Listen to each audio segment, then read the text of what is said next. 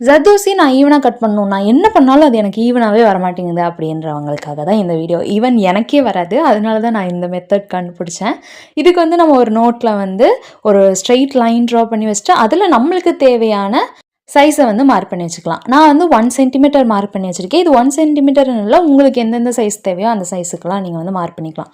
அப்புறம் ஜர்தோசி ஃபஸ்ட்டு ஈவனாக நம்ம மேலே இருக்கிறத லைட்டாக கட் பண்ணிவிட்டு அதுக்கப்புறம் இதில் வைங்க.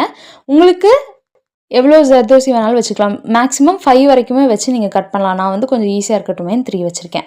இப்போது அந்த சைஸ், அதாவது நம்ம மார்க் பண்ணி வச்சுருக்கோம்ல, அந்த இடத்துல பிடிச்சி அப்படியே கட் பண்ணிட்டு வர வேண்டியதான். நான் ஈவன் 2வது ஜம்ப் பண்ணும்போது நான் என்ன பண்ணுறேன்னா, நம்ம ஏற்கனவே கட் பண்ண இடத்த பிடிச்சிட்டு தான் அதுக்கப்புறம் தான் நான் லைட்டாக தள்ளிட்டு போய் நெக்ஸ்ட்டு சைஸ் கட் பண்ணுறேன். இப்படி கட் பண்ணும்போது தான் உங்களுக்கு வந்து அந்த சைஸ் மாறாது. இல்லைனா அது ஜர்தோசி வந்து அந்த பிளேஸ்லேருந்து நகுந்துடும். அதனால இப்படியே ட்ரை பண்ணி பாருங்கள். இதை ட்ரை பண்ணி பார்த்துட்டு எப்படி இருந்ததுன்னு கமெண்ட்டில் சொல்லுங்கள். பாய்.